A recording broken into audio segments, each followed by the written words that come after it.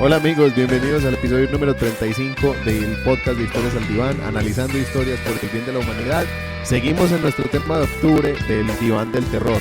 En esta ocasión estamos analizando una película coreana. Ha tenido muchos nombres. Vimos que Mi Profesora, La Reunión Sangrienta, Examen Final, tiene un montón de nombres. Aquí la encontramos como La Reunión Sangrienta. Pero bueno, voy a presentarles entonces a las personas que nos acompañan hoy en el diván, aunque es importante contarles y recordarles que aquí en el podcast discutimos todo el tiempo usando spoilers, así que quedan avisados. Si ustedes no se han visto la película y se la quieren ver, pues vayan y véanla, pónganle pausa y vuelven cuando la hayan visto. Pero bueno, entonces empecemos ya, entremos en materia. En el primer cojín hoy tenemos a Olga. Ni siquiera puedes correr bien, Echavarría. Ay, sí, y después de ver esa película, menos, porque ya hasta el caminado se le daña a uno después de ver esa película. A mí no me gustó, lo toqué decir, y bueno, ya me despacharé. Ya llegará mi momento. Bueno, está muy bien. En el segundo cojín tenemos a Carlos. ¿Quién fue? Que vaya al baño si quiere. Barba. Ha sido más escatológico. Ajá. Bueno, qué una noche, muchachos, caray, qué gusto, los extrañé mucho, ya tenía ganas de verlos. Buena película para divertirnos, para platicarla, una película que está muy compleja, un terror muy complejo, ya le estaremos platicando. Vamos al tercer cojín. Bueno, en el tercer cojín tenemos a Annie. Estuve en cuclillas todo el día, Miranda. Eso está bueno. No sé qué decir sobre mi frase esta vez, pero dije Sí. que es un placer estar acá. Yo fui la que recomendó la película y personalmente yo no voy a decir que es una película merecedora de un Oscar ni nada parecido, pero a mí me gusta la película. No sé si se Porque merece me algún parece premio. Si el Razzie, yo sí pienso que se merece por lo menos ese, pues. Dejemos así. Sí, Carlos, ¿cuál es la frase para Rafael? Pues es que tengo varias, pero fíjense, esa de Rafa, le hacías un daño a los niños solo porque una alumna que parecía cerdita se cagó y no le hiciste nada. Yo tenía Rafa, otra. mira, Tenía otra que también aquí la tuve estuvo nominada a ser nombre de alguno que era sencillamente tan el nombre, Super Cerdita. Ah, sí, sí. Ay, no. Bájale peso, marrana. No, Sí. Con Cerdita era una serie. qué horror. Sí, horrible ese apodo. Bueno, estamos Rafa, hablando de... que tus alumnos te regalen un dibujo que cuando no tengan dinero. Ah, sí. Pero uno aprecia esas cosas. Me dio mucho pesar. Esta profesora, para mí la Claro. villana es la profesora, pues. Es que Sí, lo es. total. Sí, Por sí. eso a mí me gusta. A pagar sus culpas. ¿Te gusta ver a las profesoras de villanas? No. Estás proyectando ahí Me gusta deseos ver a los reprimidos. bullies sufrir. Eso sí es proyectado, Ah, lo total, admito. completamente. Bueno, deje así ya, entonces dejemos así por la sesión Bueno, de ya hoy. sabemos por qué le gustó la película. La sesión de Sí. hoy termina aquí, ya Y nos hizo nos vemos la pasar- próxima semana para la siguiente de terapia. Están diciendo, qué gusto verlos, Sí, pero muchachos. pero, Ya Ani, tenía ganas. Ani, ¿qué tienes contra nosotros? ¿Por qué nos hiciste pasar? Eso es Por por este- hacerme ver películas No. románticas. O sea, yo pensé que yo le caía bien a Ani ya. Es la Me he venganza por ponerla a ver decepcionado. películas Películas románticas. románticas. La Ya. venganza Por eso te perfecta. invitó a Para su siempre. fiesta. Va a poner mi máscara de conejo o asesino. Ah, vea pues. Bueno, estamos hablando de esta película La Reunión Sangrienta. Según IMDb, estamos hablando de una película de resentimientos enterrados que tienen consecuencias desastrosas para una reunión de clase, una reunión de una generación antigua. En esta película sangrienta, sin miramientos, del director coreano Dae-Woong Lim. Eso es todo lo que dice. Bueno, entonces entremos en materia. Yo voy a empezar con esta parte de qué diría Freud. Realmente no hay mucho que decir, porque esta película, digamos que a nivel narrativo utiliza un elemento que a mí me parece que a nivel narrativo es interesante, pero honestamente tengo que decir que lo vi venir. Y eso fue parte de las cosas que me sacó. Y es el narrador poco confiable. Yo sé que en inglés es unreliable, en español ¿hay alguna Sí, categoría poco para eso? confiable. Bueno, es el narrador poco O confiable. el mentiroso, narrador mentiroso. Narrador mentiroso, sí. Es un No narrador confiable. que, o sea, nos están contando la historia de la película a través de los ojos de esta narradora, que es mi hija, que Ujú. en algún momento yo dije, no es mi hija, es mi hijo, porque pensé que entonces iba a ser hombre. No, resulta que al fin no. Pero sí Si empecé era mi como, hija. si era mi hija al final, pero empecé como a sospechar de ella por una razón muy sencilla, y es que a medida que avanzaba la historia nos contaban el trauma de cada uno de ellos, pero nunca nos contaban el de ella. Y eso me hizo a mí pensar, no, esta es la que está escondiendo todo, ella es la que nos está narrando las cosas y realmente no nos está contando nada de ella, entonces no confío en ella. Y bueno, al final resultó que sí era cierto eso, que era una narradora poco fiable y que ella era la verdadera asesina. Spoiler, obviamente, ya les habíamos dicho, pues, la asesina es mi hija. Dun, dun, dun. Pero entonces, aquí hay una construcción psicológica que a mí me pareció muy débil, muy, porque mi hija termina matando a todos sus compañeros y al final no la pintan como, pues, como ella cuenta la historia como si fuera una víctima. La forma como los asesina, pues hace toda la planeación de envenenarlos para luego apuñalarlos mientras están muriendo, pues hablando como de violencia, como de rabia, pareciera como de rabia, pero es muy premeditada. Entonces, la rabia, la ira y el intenso dolor no son como tan coherentes con la premeditación. Y digamos que es un asesinato muy sociopático y la forma como ella manipula la historia para la policía, para los detectives, es muy de sociópata. Pero trata de pintarnos como que esto es una venganza por lo que le hicieron. Entonces a mí me parece que en ese sentido es una construcción a la que le falta un poquito de profundidad psicológica en ese personaje, que es el único personaje que realmente conocemos, no conocemos mucho de ninguno de los demás. Sí conocemos una profesora que en un grado, porque no sé cuántos años puede haber pasado con ellos, eso pues no me parece que quede muy claro, pero por lo menos mínimo en un grado, eh, comete varios errores con esta niña, errores graves, errores como para que esta profesora la hayan despedido fácilmente por no saber tratar a los niños, que me pregunto mucho yo, pues cuál es que la pudo haber llevado a ser profesora si odiaba tanto, si era capaz de mostrar tanto desprecio por los niños, por los regalos que les hacían, por tantas cosas que hicieron los niños aquí, que realmente no eran los niños, era solamente mi hija. Entonces mi hija fue la verdadera receptora de todas las humillaciones de la profesora, del trauma con su primera menstruación, con su menarquia. Y resulta que la niña, con este trauma, lo guarda toda la vida y decide vengarse no solo de la profesora, sino de todos sus compañeros. Entonces, de nuevo, parece un acto sociopático, pero la forma como ella al final habla con la profesora, trata de decirle que esto es pues como por lo que le hizo pasar a su madre, culpando también a la profesora por la muerte de su madre, cuando la mamá lo que estaba era enojada yendo a mostrarle, a alegarle a la profesora con la ropa interior de la niña untada de menstruación, tratando yendo al colegio. Digamos que las interpretaciones que hay, muchas son que va a ir a pelear con la profesora por humillar a la niña y en ese momento la atropellan. Entonces, en la mente de mi hija, ella culpa a la profesora por todo y decide vengarse de ella al final. Y de nuevo, la forma del asesinato, que es un asesinato tan sociopático, no es coherente con una persona que quiere vengarse. Ella, si se quería vengar, lo más lógico era que se hubiera vengado de la profesora y ya.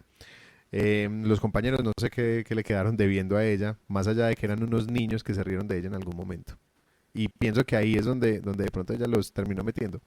Pero, pero pues también es un acto muy irracional de parte de ella. Y bueno, y al final el suicidio también es un suicidio muy sociopático. Es un suicidio de te divido, te destruyo. O sea, te acabo de destruir, te dejo viva, pero no vas a poder volver a vivir realmente nunca más. O sea, estás muriendo, estás ya en una enfermedad misteriosa, pues que no sabemos qué es lo que tiene. eh, y te dejo destruida. Todo lo que pensabas que era bonito y bueno, destruido. Nunca nos dejan claro si el niño deforme sí existió. Eso queda al final como un interrogante y tampoco pues le gastan nada de tiempo en resolver el interrogante para nosotros. Porque entonces el niño deforme perfectamente podía ser ella misma eh, en su concepto de sí misma frente al espejo. Y creo que en ese sentido sí me faltó mucho, porque durante toda la película habían hecho una construcción de los personajes y creo que al llegar a este punto hizo falta que hubiera un poquito más de sustancia, ya que nos pintaron al final todo era mentira y lo que es verdad nos lo cuentan en 3 minutos. Entonces me parece que ahí queda faltando mucho. Eso es lo que les quería traer hoy sobre esta parte de Freud. Yo quería resaltar la parte en que ella nunca sacó a la mamá de la casa. Ajá. Sí, sí. Eso es, pues no sé, a mí me parece que es muy teso eso, Sí, es desde el muy, punto es de vista muy, psicológico. pero es muy, muy cuestionable en ese sentido, pues los vecinos que nadie sintió un olor. O sea, hay cosas ahí que son interesantes. La pregunta sería, y eso tampoco nos lo aclaran, ¿por qué conservó la mamá ahí? Bueno, claramente está enferma de todo, ¿no? O Sí, pero sea, ¿por trae una qué? O sea, crisis Sí, es que mental, tremenda. lo que pasa es que a veces, y eso es para mí, enajenada mental. para mí ese es el error a veces en las películas, cuando le ponen una etiqueta de loca y no desarrollan esa locura, a qué se refiere. O sea, es que cuando la gente habla de loca puede ser una persona con diferentes tipos de trastornos y cada trastorno tiene comportamientos diferentes, síntomas diferentes y las razones por las que hacen ciertas cosas son diferentes. Si ella fuera una muchacha esquizofrénica, yo entendería que hubiera conservado el cuerpo, porque para ella la madre estaría ahí muerta en lo real todo el tiempo, ¿cierto? O sea, la muerte de la madre implica la muerte presente de la madre todo el tiempo. No sería el símbolo de mi madre murió, sino el cuerpo y la prueba fehaciente de la muerte de mi madre todo el tiempo ahí. En ese sentido yo lo entendería. Desde la parte psicopática no lo entiendo, porque tendría que cumplir alguna función de placer, y no. Entonces, o una colección de Yo souvenirs. No, no le veo quizás mucho habría que sentido. hacer un análisis de qué pasó en su infancia, o sea, qué realmente es lo que le trastornó la vida para tratar de entender su persona, ¿no? Entenderlo desde el punto de vista psicológico. O sea, evidentemente había vivido una situación muy grave, muy caótica, pero desde la infancia, que la dejó traumada, que la dejó marcada para la vida. ¿Qué es lo que le causó en la mente? O sea, ¿qué tuercas le movió? Mm, ¿Quién sabe? O sea, realmente es todo un caso clínico seguramente, sí, ¿no? sí. Y si te llegara a ti, Rafa, como psicólogo, para psiquiatras, para psicoanalistas, para toda la gente que se dedica al estudio del cerebro, me cae que es para estudiar el caso, ¿no? Sí, sobre todo que tanto le importaba a la madre, no es tan lógico con la psicopatía, aunque también hay algunos psicópatas que quieren mucho a sus padres. Este caso que ha sido tan famoso en estos días de Jeffrey Dahmer, él tenía un papá muy presente. Ahora, ¿qué tanto él le devolvía ese cariño al padre? Difícil saberlo. El papá lo quería mucho. En este caso ella tenía una mamá que la quería mucho, era muy pobre, pero me parece que en esta película reducen toda la sobresimplificación de era una pobre loca, o sea, pobre en términos económicos y loca en términos como de diagnóstico, pero no hay un buen desarrollo de la sutileza de la mente como que nos lleve a decir, es que es lógico, por eso lo hizo, no, no justificándola, sino por lo menos explicando. Y de pronto tratando de explicar el odio por los niños por su maternidad fallida y el suicidio Ujú, del señor, ujú. pues no sé. Sí, sí, pues digamos que puede ser una Son, profesora que estuviera en un mal momento, en una crisis con su vida y se desquitó con los niños del colegio, es posible, pero solo con una. es posible, pero eso le toca elaborarlo a uno. La película no le da a uno elementos para No, Sí, concluir sí, no. eso, sino que uno no. solito le toca ahí como rellenar esos Sí, era lo que espacios. decía Ani ayer que estábamos platicando, perdón, es una conversación que tuvimos, digamos, en privado, que el caso es, realmente te quedas con una laguna de todo lo que pasa, ¿no? O sea, no hay nos faltan muchos elementos para poder entender muchas cosas. Sí. Bueno, Decía Ani, y eso es lo que me gusta, pero sí, a mí de verdad me deja, bueno, y entonces, ¿fue uno, fue otro, qué onda? No me queda mm, esa parte muy clara. los Ujú. invito entonces, pues para que ya también le demos la palabra a Ani con esto, porque Ani encontró cosas que le parecen valiosas en la película y eso también siempre vale la pena escucharlo. Y sí, total. No, no lo digo en charla, no.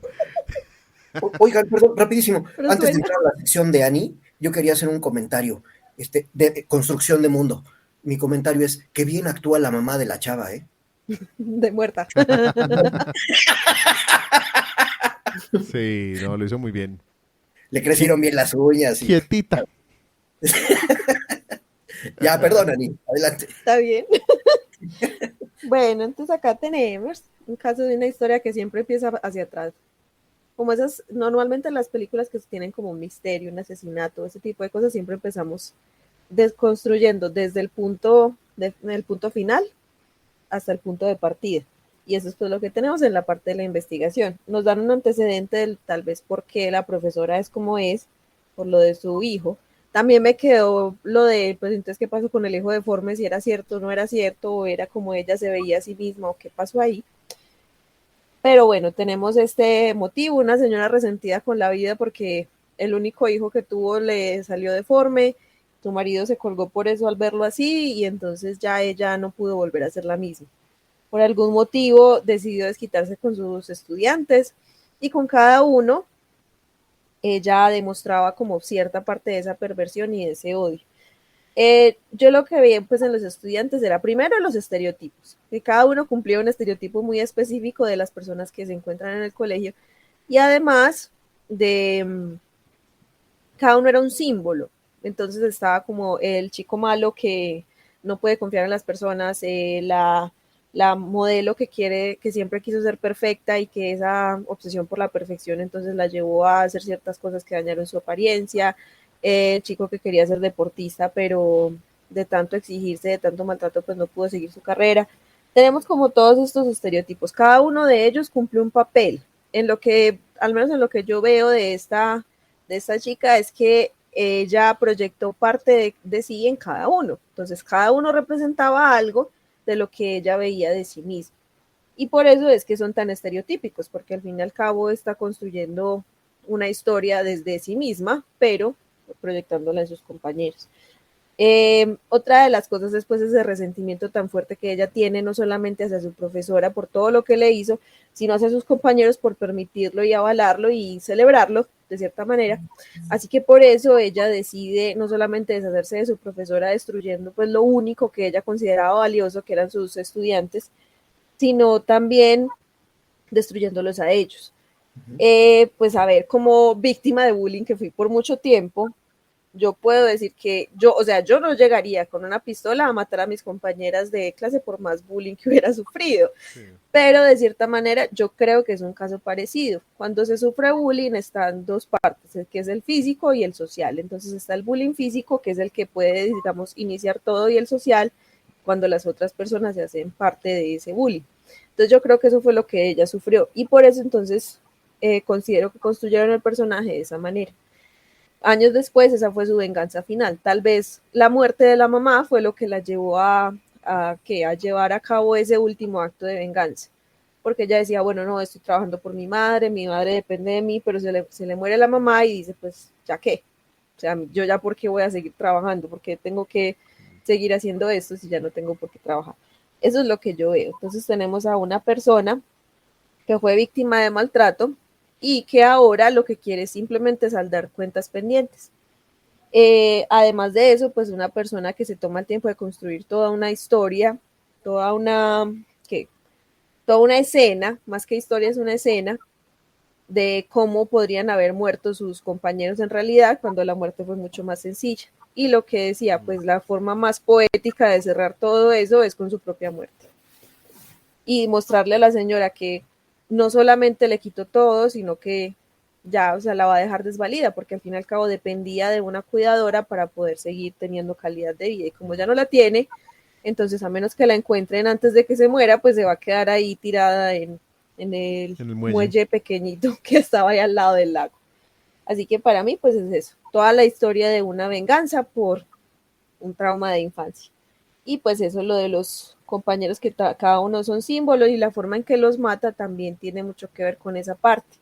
Por ejemplo, como mata a la pareja obligando a la mujer a ver, pero luego le tapa los ojos, o como al chico entonces por haberse burlado de ella también le hace tragar todas esas cosas.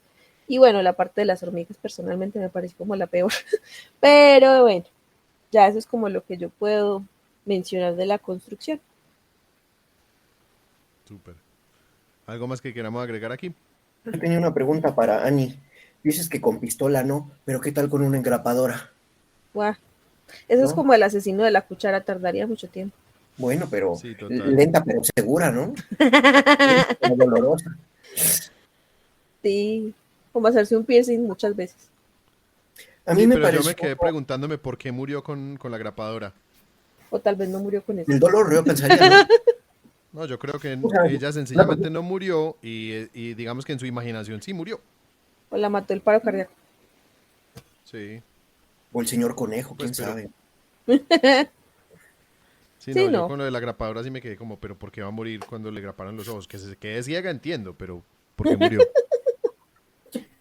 Yo quería comentar que a mí me parece muy plausible el hecho de que hayan organizado una reunión así, ¿no? ¿Qué le pasó a Olguita? Ni idea. ¿Que por qué se murió? Porque le graparon los...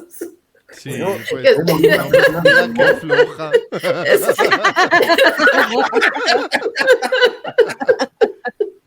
Tiene que Rafa lo, razón. es que Rafa lo dice muy bueno, es que ¿por qué murió? Le dice todo paisa. Ah, sí, Está total, bien pues que quede ciega, ¿qué pero ¿por qué hacemos murió? pues? ¿Qué hacemos pues? Somos paisas. ¿Y por Somos qué muy murió? paisas, sí. Es que no es que A seamos mí me paisas, pero parece somos una más escena, paisas. a mí me parece una escena muy plausible el hecho de que se haga una reunión, pues, para ver a tu maestro, ¿no? Para reunirte con tus compañeros. Como que la construcción en ese sentido, la construcción de mundo, fue Mm, muy bien estructurada, muy bien pensada, ¿no?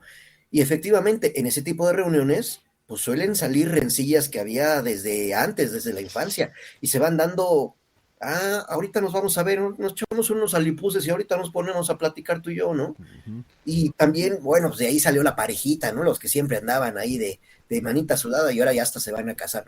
Y eso se encuentra con las viejas antiguas amistades y empiezan a salir muchas cosas. Entonces, así como que la construcción del mundo me pareció fabuloso desde la mentalidad de esta chava, porque organizó una fiesta padrísima, ¿no? Era realmente una Sí, sí, memorable, diría el yo. plan fue increíble.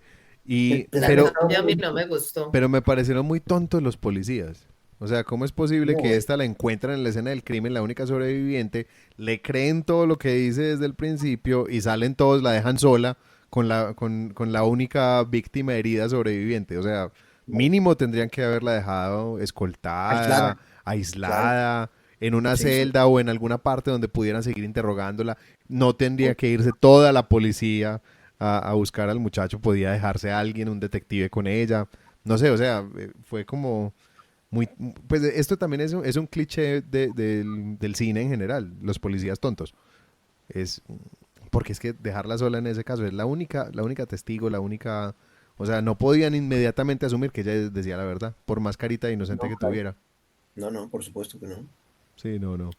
Pero bueno, entonces los invito a que pasemos a las narrativas y lenguajes. Ahorita hago el comentario sobre la música, ahorita les digo. Dejemos a Olga primero. Antes de decir, pues mi parte, a mí no me gustó la construcción de mundo, porque yo sentí que, o sea, tendría que haber sido como el mundo de la escuela o el mundo de la gente adulta, pues que vuelve a la reunión de la promoción. Y a mí no me parece, pues yo no sé, es una cosa que uno desde el principio como que no se la cree, como pues en realidad todo el mundo cae allá donde la profesora sí, no sé, a mí no me gustó. O sea, mirando por ejemplo las fotos de las escenas, yo decía, no, pues no sé, a mí no me, de entrada, para mí me pareció supremamente incómodo y yo no sé, o sea, la manera como esta gente se reúne y cómo se relaciona no parece de gente que estudió junta. Pues como se van encontrando, no sé, a mí no me convenció en absoluto. El lugar donde se ven, cómo se desarrolla la reunión, esa otra como una sirvientica ahí, yo no sé. Pues si a mí me invitaran a una reunión en esas condiciones, yo creo que yo saldría corriendo de allá, no alcanzarían a matarme con engrapadoras ni con nada, porque a mí no me gustó. Se podría haber logrado un efecto bueno en una reunión rara de egresados, pero tampoco. O yo no sé, a mí no me gustó. Ujú. Bueno, en cuanto a la narrativa, tampoco me gustó. ¿Por qué? Porque hay como una necesidad en la persona que escribió esto de sorprenderlo a uno como espectador, Mm. que para mí, pues lamentablemente no lo logró. O sea, yo pienso que la historia tenía potencial, pues, haber presentado una profesora, porque hay gente que es así, es doble. que da una apariencia de ser muy buena y en realidad es muy mala, que uno tenía un concepto de ella y luego habla con la familia, con los hijos, y ay, no, mi papá, o sea, de puertas para afuera era una cosa, pero en la casa esto y esto y esto. Hubiera quedado muy chévere si hubieran sabido expresar eso. O sea, que ella tenía como su maldad ahí al escondidito cuando los colegas no lo estaban viendo, en fin, pero es una cosa como inexplicable, o sea, y bueno, y también si hay un narrador testigo, el narrador testigo no sabe muchas cosas, no Claro. sabe casi nada. Sí, esta sabía todo. En este caso sabía todo, o sea, era como una narrador testigo bruja, o yo no sé qué, omnisciente, testigo, no. Entonces, en ese sentido, para mí también ahí hay otra falla. Y yo sabía que al final iba a resultar un final así. Cuando salía el asesino con las orejitas, con la máscara esta de conejo, yo decía, no, el que estamos pensando que es, no es. Entonces yo estaba tranquila. O sea, querían hacerle pensar a uno que era como el hijo de ella. Sí, sí. Entonces yo decía, como están tan empeñados en hacerle creer a uno que ese es, ese no es. Entonces cuando, o sea, para mí fue como sin sorpresas, como uno de estos es. O sea, yo ya desde el principio sabía que uno de esos era el asesino. Sí. No me sorprendió el final y me pareció esa asesina muy, ay, yo no sé, o sea, me parece muy mal escrita en el sentido de que los personajes están hechos como para la cuestión sangrienta. Me acuerdo, por ahí leí un cuento que me acordé de él cuando estaba, y tuvimos una discusión muy grande en ese tiempo. Yo estaba estudiando, pues yo pertenecía a un taller por allá de literatura con un profesor que es como para escribir un libro de profesor. Pero tuvimos una discusión muy grande con un cuento que se llama Aceite de Perro. Porque es como esta película. Es una pareja que mata perros callejeros y hace aceite, saca jabones y todo eso con los perros. Y un día como que se acaban los perros y se matan, o sea, están ahí acechándose como quién mata a quién para poder sacar los jabones, ¿cierto? Pero es una cosa así como esta película, o sea, uno dice, pero esta pareja ¿de dónde salió matándose? Pues simplemente porque se acabaron los perros, o sea, uno podría haber resuelto el asunto de mil otras maneras, ¿cierto? Claro. Haber sido para otro pueblo, haber criado en la casa perros, en fin, pero ¿por qué? ¿De dónde sale eso? No hay una explicación, simplemente va a matar a mi marido porque acabaron los perros. Y yo voy a matar a mi esposa porque entonces ya no hay perros para matar. O sea, es una cosa que uno decía, pero ¿por qué? Sí. Lo mismo pasa con esta película, o sea, voy a matar a todos mis compañeros porque se burlaron de mí. Pero es de esas cosas que uno dice, no, eso no me cuadra a mí. Como cuando una persona le está contando a uno una mentirita por ahí que uno dice, a ver, ¿qué? No, eso como que no. Entonces toda la película para mí fue así. Y me pareció una excusa para mostrar escenas sangrientas. Como inventémonos una trama ahí cualquiera, pero la cuestión es que maten hasta el chucho ahí y que lo maten de la manera más abominable posible. Porque cuando hemos visto películas sobre personas con trastornos mentales que pues resuelven su asunto matando, siempre hay como una razón. No sé,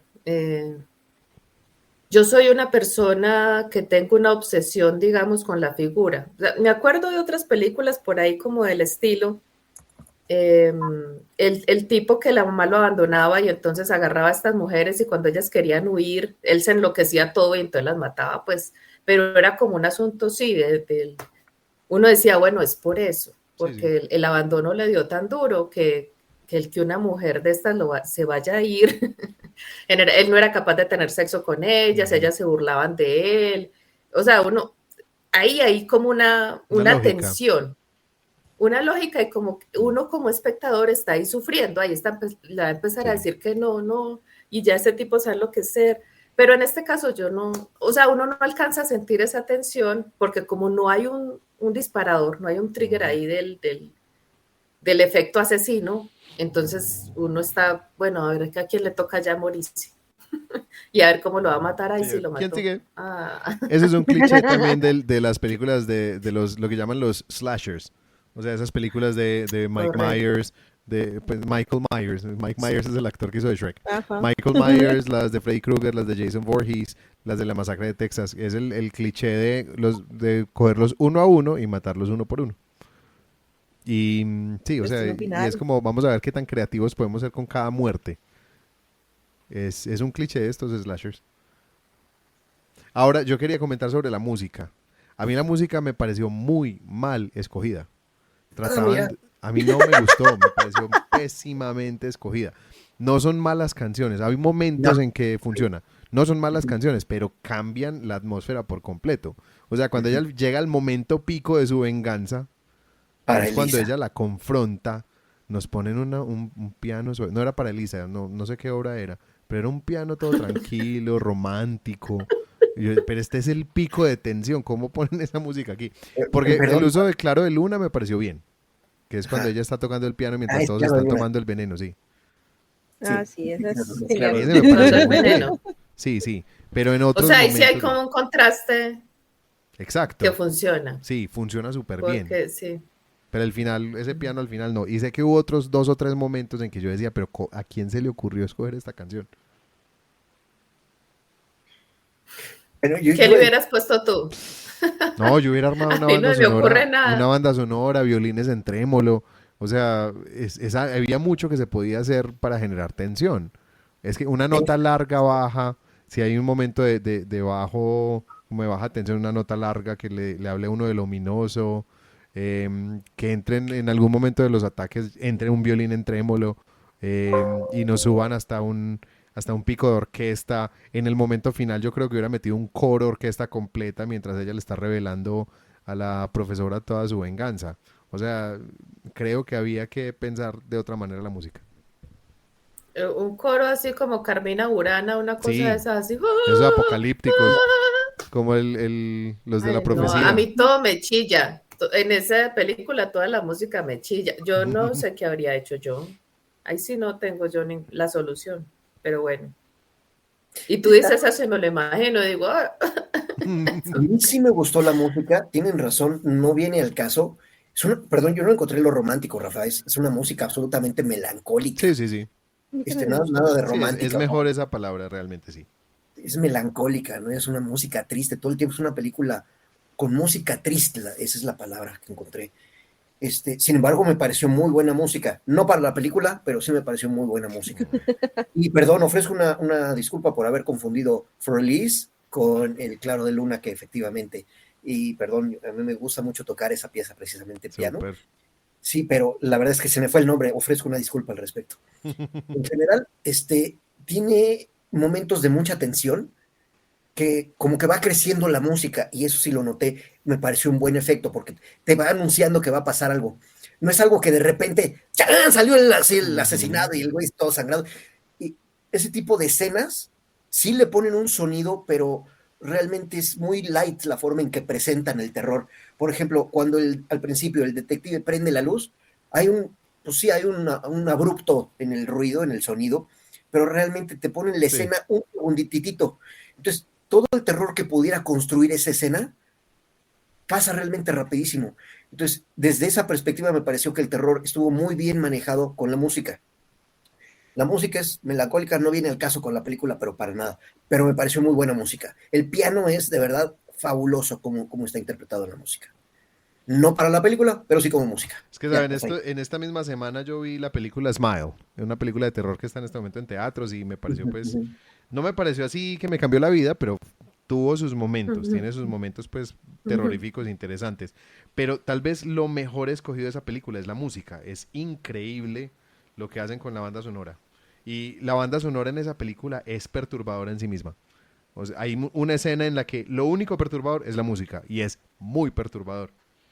Entonces lo que se puede hacer con un buen paisaje sonoro es increíble. Y en esta película faltó esa construcción. Me parece que falta un concepto de paisaje sonoro. Está bien. Bueno, entonces, ¿qué les parece si pasamos ya a las lecciones de vida que sacamos de esta película con Carlitos? Digo, con nuestro compañero Carlos Barbado. Eso sonó así como lo dicen en la película. Profesora, diga unas palabras sabias para recordarla. Ay, muchachos, hablaré con amargura. Diré algunas cosas que ayuden, no que quieran escuchar. Bueno, a ver, lección número 1. Si te sientes solo, apaga la luz, pon una película de terror y verás en un momentito que ya no estás solo. Sí. Es Segunda como, película. Carlito, me hiciste acordar del niño que estaba en un cementerio y un adulto le dice, ay, venía, ¿a ti no te da miedo estar aquí solo? Él, pues, cuando estaba vivo, sí. Pues sí, sí da miedo, pero sí que no. Bueno, en ese sentido hay otra situación de la película que está en construcción de mundo.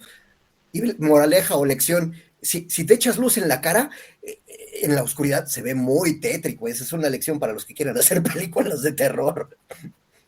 No me dio terror, francamente no me parece una película de terror. Yo como que le temo mucho más a otras cosas que a películas de terror. Le temo a la desidia, le temo a las amistades falsas, le temo a la gente que trae una violencia extrema. Esto sí, la verdad es que esta película no me pareció una película de terror, ¿no? Pero también de otra lección muy importante. Si ven un frasco negro que trae con una X marcada, significa peligro, Sí, no, no muchachos. se lo tomen, por favor, pues. No.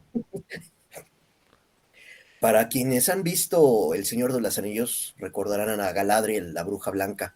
La bruja blanca decía por ahí, nada ni nadie es malo en un principio. ¿Qué pasó aquí? ¿Qué le pasó a esta chavita? Y a todos en general, ¿verdad? Porque la maestra pues también algo se desquitó con todos. Todos en la vida nos enfrentamos a hechos y eventos que pues sí nos tambalean, nos hacen titubear acerca de muchísimas cosas, ¿no? Acerca de qué es bueno y qué es malo. Entonces, ¿cómo saber qué está bien y qué está mal? Sobre todo si nuestra mente está en un momento dado confundida y no hay quien pueda darnos una guía o un consejo o una dirección, o bien se nos guíe mal o indebidamente, ¿verdad? Porque es muy fácil perder la brújula.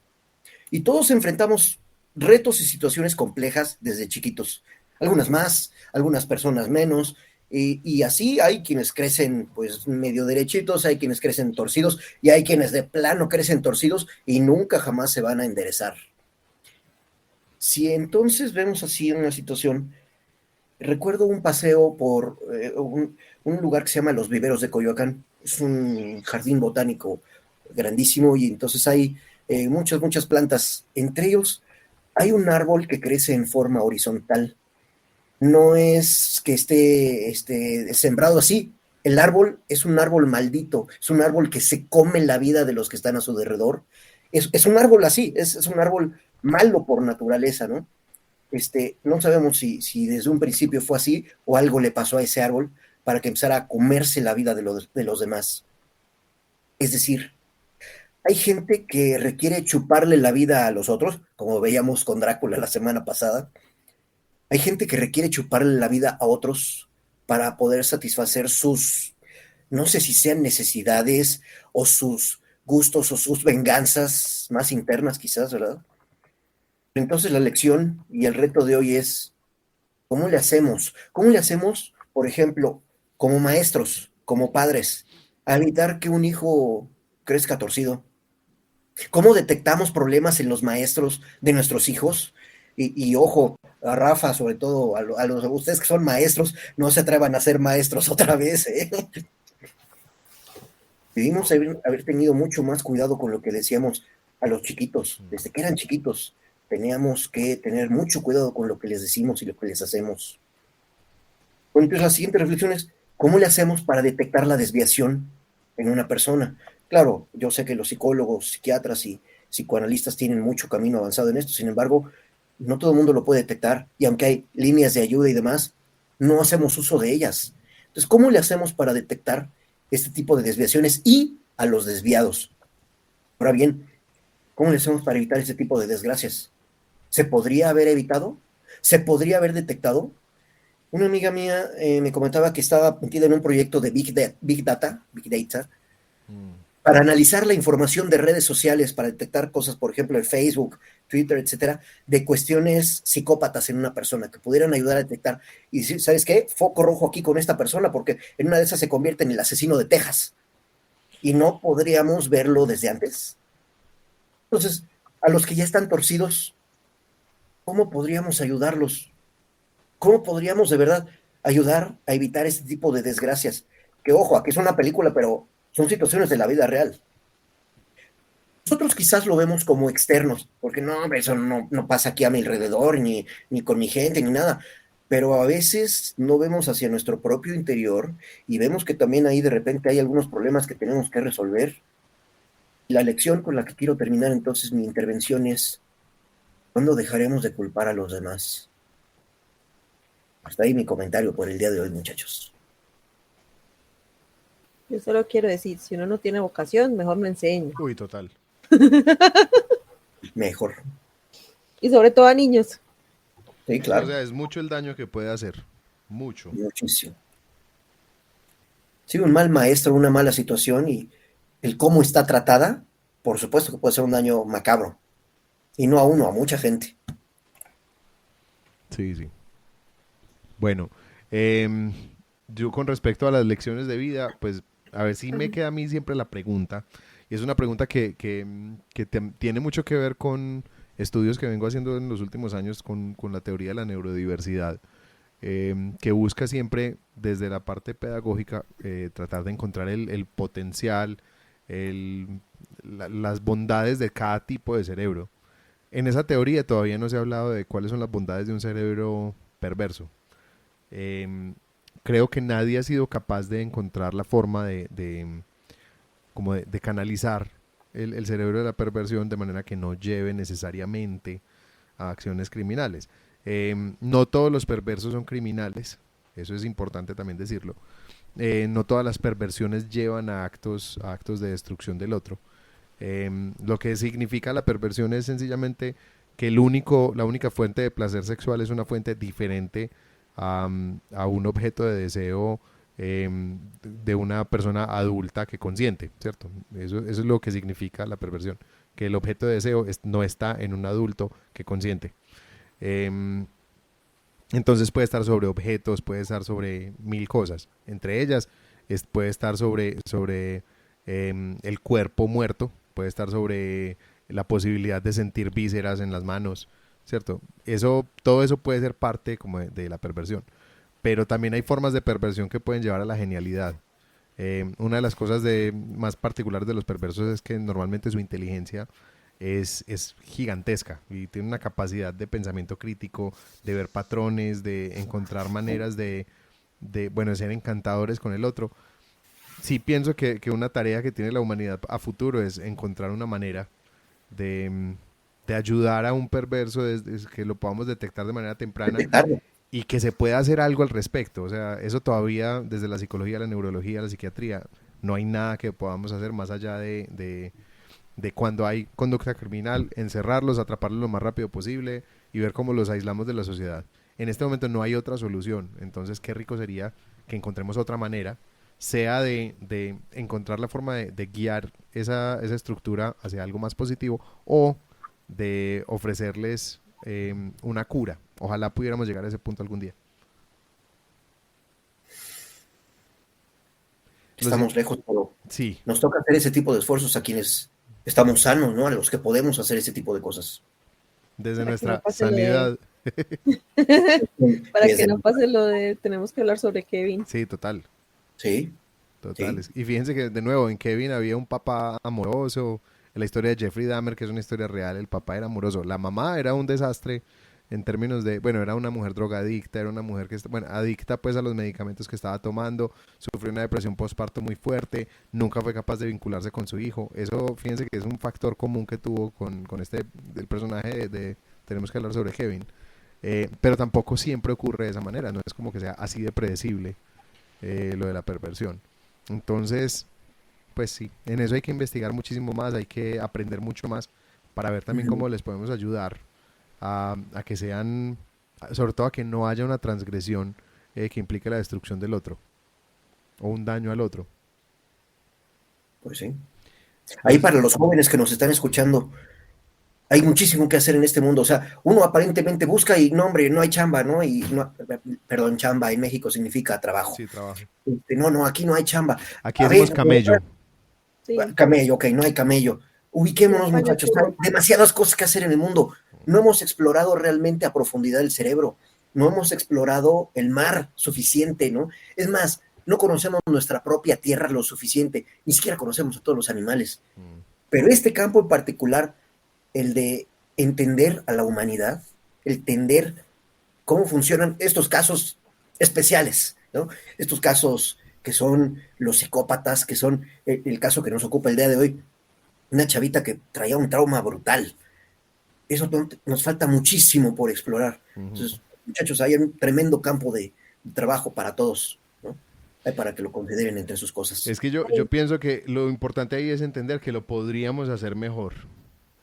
Sin duda. Sí, Yo iba a entonces, decir algo dale, Dani. antes de pasar a esto. Y era que eso me acordó que, bueno, al fin y al cabo, las ciencias de lo humano son las menos investigadas por muchos motivos. Como nos parece obvio, no las investigamos. Y iba a decir que me acordó del caso de la lobotomía. No hay que olvidar que hasta los casi 70 la lobotomía era considerada un tratamiento Válido. benéfico realmente para las personas que presentaban trastornos de conducta y que se puso de moda, que la gente a unas conferencias de un señor que logró poner la lobotomía de moda como solución para cualquier cosa y salían filas y filas de gente con lobotomías. Sí. Y Lo por que ejemplo, llaman lavado de cerebro, Es que la pues, ¿o lobotomía no? implicaba la disección de un pedacito del cerebro. o sea, le ponían a una Ah, persona una aguja como de este Un tamaño, picahielo. bien gruesa, O trepanación, ¿no? sí, y se la metían por el globo ocular Exacto. a un pedacito No que por es el como globo el más ocular, sino delgado. por el lagrimal. Por el lagrimal. Pues sí, Entraba por el lagrimal. que era como el más delgadito, entonces te horrible perforaban el eso. cráneo, Ujú. literalmente. Eso está como para una película de terror. Sí, De hecho, Sí. la hay, sí, claro. y se llama así, ¿Cómo? lobotomía. Ah, ¿sí se llama la película? Sí, Terror. y en estos días estuve viendo un video que una hermana de John F. Kennedy precisamente era una adolescente rebelde, una persona que tenía diferentes ideas e ideas diferentes a las de su familia, y le practicaron la lobotomía porque no querían que afectara la carrera de su hermana a la presidencia. Y pues después de eso, obviamente se volvió sumisa, una persona buena para la sociedad, pero con eso vino que ella parecía una persona, una niña de 2 años. O Sí, sea, claro. quedó con la edad mental de una niña de 2 años. Es terrible. Es que quedan como, casi como zombies. Pues Sí. es muy impresionante. El efecto de la lobotomía es una cosa muy dramático. Lo que Horrible. pasa es que en ese momento, digamos que la meta era lograr que se volvieran personas decentes, o sea, personas que no causaran problemas. Y con Ujú. eso lo lograban que no causaran más problemas, porque ya era como estar ausentes en su propio cuerpo. Terrible. Sí, sí. Sí, no, no es un capítulo bonito de la humanidad. En No, absoluto, seguro como que no. muchos otros. Sí, no, no, no. Pero digno de estudio. No, completamente. Pues y los efectos de la lobotomía, así como en su momento los efectos de la hipnosis, que también fueron muy estudiados en la psicología y en el psicoanálisis, también valía la pena estudiarlos. Lo que pasa es que también cuando llegan los resultados de sus estudios hay que prestar atención. O sea, por ejemplo, en psicoanálisis se abandonó por completo la hipnosis porque se pudieron percatar que los resultados de la hipnosis no eran para nada duraderos, no se producía una cura que, como la querían, que era una cura verdaderamente permanente, sino los efectos eran todos temporales. Ujú. Entonces eso también hay que escucharlo. Bueno, ahora sí pasemos a yo lo habría hecho mejor. Ya hemos comentado mucho, pero Sí. tratemos de decir, bueno, una cosa con la que habríamos mejorado esta película. Yo habría desarrollado lo del hijo deforme. Pues habría dado un Mm, cierre, porque al fin y al cabo eso queda abierto. sí. Eso habría hecho yo. Yo habría hecho más cosas, pero una es. ¿Qué dicen, Carlos? Olga. Eh, yo me quedo con muchas dudas, me quedo con muchas interrogantes. A mí no me gusta que una película me deje así, me gusta que se cierren como que los cabos. Lo que hicieron fue dejarla totalmente abierta y a la imaginación del espectador. Eh, a mí no me gustó esa parte. Y lo que mencionamos hace ratito del testigo, no es omnisciente, Narrador testigo. es un narrador testigo. Nos falta mucha información. Si no, realmente no puedes ni juzgar, ni comprender, ni formar una conclusión, ni decir, bueno, esto sí fue real, esto no fue real. O sea, hasta me recuerdo una película que se llamaba Gincata, que te deja de verdad, ¿qué vi? No sé qué vi. Ya no sé qué historia fue la real y o sea, me quedo con una verdadera interrogante. Yo soy de otro tipo de películas, pero en particular en este sentido, a mí me hizo falta más información para poder tratar de entender la historia, y yo no la entendí. O sea, sí entiendo obviamente lo que ocurre, pero sí me quedo con porque va faltando mucha información. Falta muchísimo. Sí, falta mucho. Como si estuviera apresurada por entregar ya la historia a la editorial o a la directora, y se quedó en blanco muchas cosas. Eso no me gustó. Yo habría cambiado eso. Ok. Yo creo que, bueno, para mí el punto central es que a mí nunca me ha gustado cuando una película me dice todo lo que acabas de ver era mentira. Uh-huh. Porque me queda como la sensación de todo lo que acabo de ver fue una pérdida de tiempo. Uh-huh. Que eso es, digamos, la gran En literatura, sí. En literatura hay una gran falla, una ingenuidad muy grande, y es esa, que al final del cuento era un sueño. Sí. O se lo había imaginado. Sí, entonces despertó, ya, cierto, ya. Uh-huh. Sí, es como una burla para el lector. Para mí es un recurso tan perezoso. Sí. Eso es un recurso perezoso, es como el escritor no se quiso esforzar mucho más. Y bueno, y eso por ejemplo es la gran crítica que le hace Tolkien, y la razón por la que dice que Alicia en el País de las Maravillas no es realmente un cuento de hadas. Que Disney nos lo quiso presentar como un cuento de hadas, pero realmente no lo es. Ay. Entonces Disney nos ha querido presentar eso así, pero realmente la crítica que hace Tolkien tiene que ver con cómo en la fantasía nunca se rompe la mística, nunca nos rompen la realidad del mundo de fantasía, nunca se rompe el pacto poético. Hogwarts, por ejemplo, el mundo de Harry Potter, la forma como nos lo presenta J.K. Rowling es que el mundo existe, que nosotros no lo podemos ver porque somos muggles, ¿cierto? Uh-huh. Y todos los fans de Harry Potter se quedaron toda la vida esperando que les llegara su carta de Hogwarts con la, yo todavía la espero. Eso, con la ilusión de ser también parte de ese mundo. Pero en Alicia nos dicen al final que todo lo que acabas de leer, todo, absolutamente todas estas páginas que leíste eran un sueño. Entonces queda ese vacío al final. Y por eso Tolkien dice, o sea, Alicia no es un libro de fantasía, es el libro que describe el sueño de una niña, pero no es un libro de fantasía. Entonces esta película para mí tiene ese gran problema. Y yo creo que, o sea, el narrador no confiable me parece que funciona muy bien cuando no se cuenta toda la historia a través de él. Pienso que si nos cuentan toda la historia a través de él, al final nos dicen todo lo que viste era mentira. Y se queda uno con esa sensación como de... ¡Ugh! Entonces ni siquiera las torturas que vimos, ni esas muertes, nada de eso era real.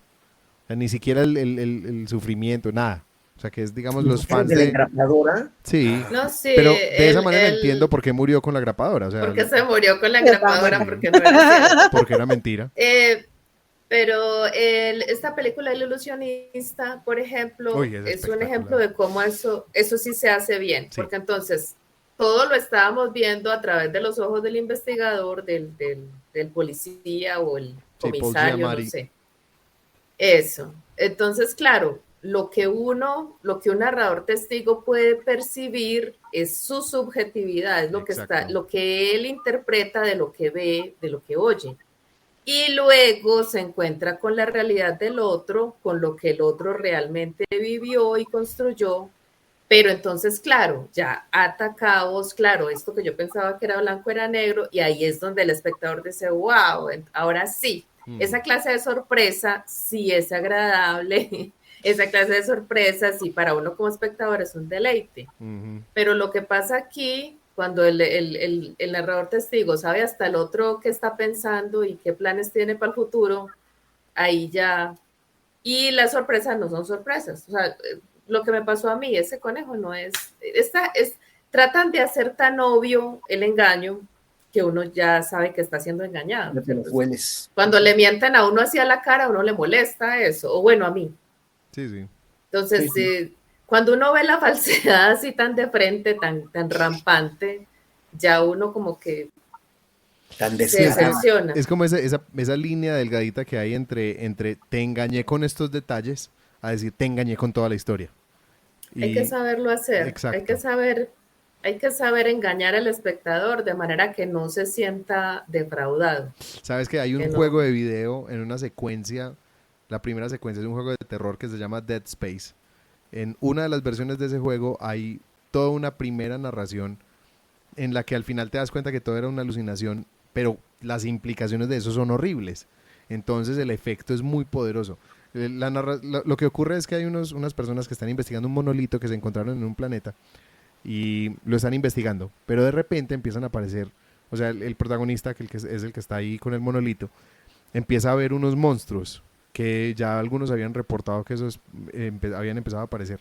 Él los empieza a ver y sale desesperado, los monstruos empiezan a atacar a la gente y él empieza a dispararles, empieza a correr, huir, y después de haber peleado con un montón de monstruos, se dan cuenta que la radiación del monolito, o sea, no, al final llegan estos monstruos y lo matan, y cuando cae al piso, las personas alrededor dicen, pero a él ¿qué le pasó? No sabemos, empezó a matar a todos sin saber por qué.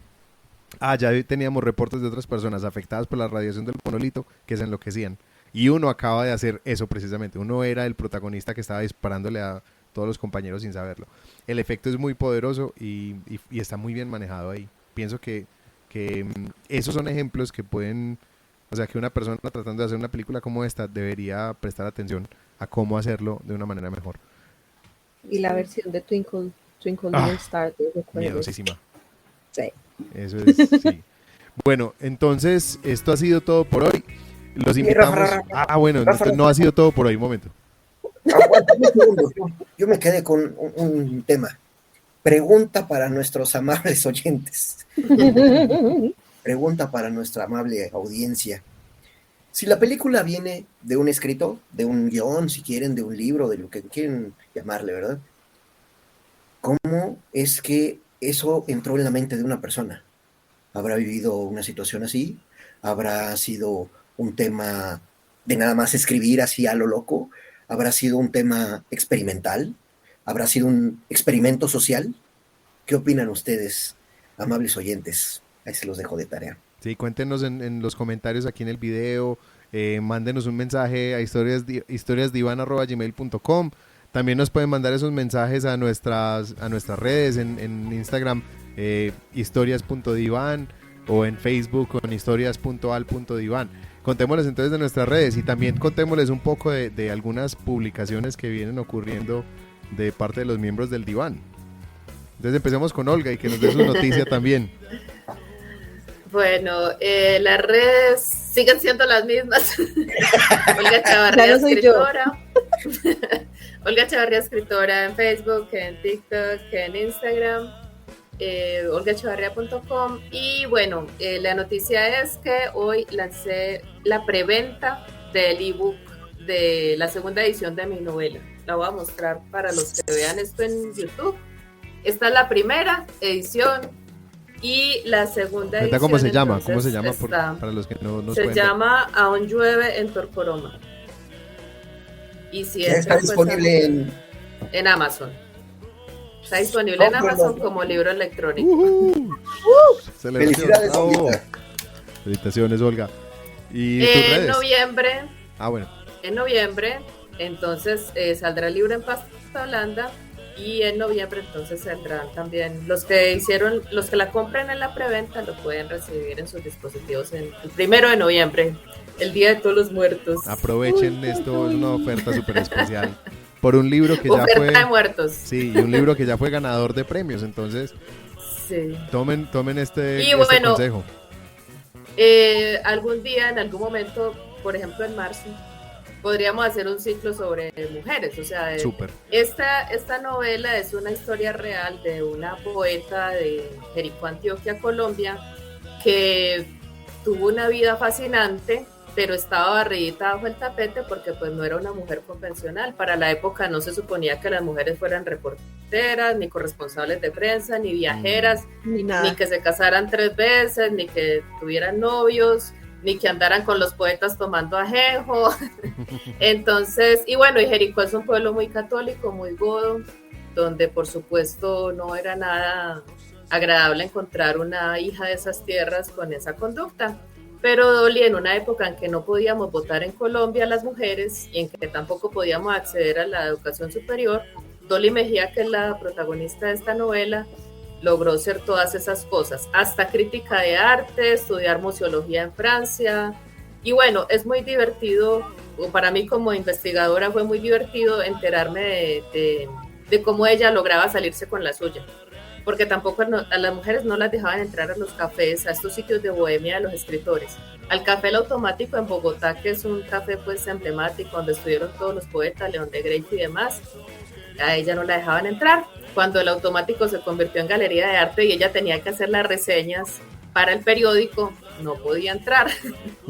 Entonces, bueno, todas esas historias son muy interesantes de conocer. Y bueno, esta también es una obra polifónica, aquí también hay un narrador testigo, porque yo de alguna manera fui narradora testigo. Ahí hay una investigadora que no soy yo, más de uno va a pensar que soy yo, pero no soy yo. Pero sí, muchas de las cosas que ella se encontró en la investigación son cosas que yo viví, y que había unos espacios en blanco muy grandes que no se lograron llenar y la rellené con ficción. Pero los hechos fundamentales de la vida de Dolly Mejía están ahí todos. Toda la cronología es correcta, los hechos fundamentales los más importantes, y por eso hay una segunda edición también, digamos, corregida y aumentada, porque después de que ya se publicó esta, que fue la que ganó pues el concurso, resultaron los amigos de Dolly, ahí sí los de España, la gente que la había conocido en su etapa pues de vida de Europa, y me contaron muchas cosas que, como decía Gabriel García Márquez, la realidad supera la ficción. No me las hubiera imaginado yo. Pero bueno. Bueno, ya saben. Es más, el segundo marido puede que haya sido un nazi. Imagínense. Bueno, ya saben, Aún llueve en Torcoroma, esta primera novela de la primera novela publicada de Olga Echavarría. Los invitamos a que la compren, la lean, vale muchísimo la pena. Y tenemos también la publicación. ¿La recomienden? Sí, completamente. O sea, léanla, dejen sus recomendaciones, dejen sus reseñas en Amazon, déjenle 5 estrellas porque estemos seguros que se las merece. Es buena lectura. Sí. Sigamos entonces con Ani.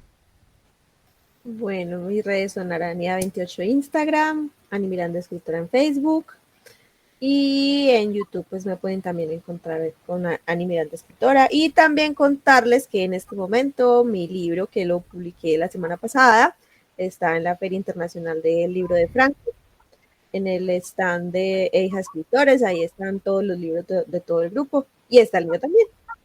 Súper. Perdón, ¿cómo se llama? ¿EIJA? EIJA Escritores. EIJA. El libro ¿Cómo se llama escribe? Mishala. EIJA. EIJA. Escritores Internacionales Juntos en Acción. Y tu libro está en Amazon también. Está también en Amazon en formato Kindle, próximamente en formato físico. Súper. O sea, también el libro electrónico. Ajá. Sí. Bueno, Carlos. Ay, perdón, ¿cómo se llama el libro de Ani? Nushala. Mukshala, y otra vez, ¿cómo se escribe? Nushala. Nushala. Muchas gracias. De Ana Nushala. Isabel Miranda Echavarría. Sí. Bueno, sigamos con las redes de Carlos. Bueno, ya para cerrar prontamente, yo no tengo todavía noticias sobre mi publicación, ya pronto estaremos hablando de ello. Por lo pronto, mi contacto cabarsal.com, ahí hay links a mis redes sociales y con todo gusto ahí nos comunicamos. ¿Y Rafa? Bueno, a mí me encuentran en Instagram como Raf Miranda Mus, me encuentran en Facebook como Rafa Miranda Historias, como Miranda Historias o Rafa Miranda Escritor. Y bueno, también les quiero contar que un libro que escribimos entre 4 autores, que se llama 4 noches entre sábanas, está en este momento disponible en España. O sea, para todos los que nos están viendo desde España, sepan que en este momento en Amazon, con M de Mujer, en todos tus libros, está una colección de relatos eróticos para que los disfruten, para que los recomienden.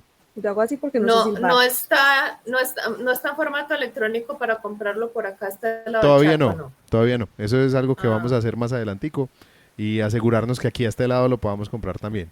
Es algo que estamos todavía Carlos, conversando. la publicación de Carlos Colectiva no salió todavía. Está a punto de salir, todavía no puedo revelar nada al respecto. Pero bueno, ya estamos entonces dejemos la calladita. Súper.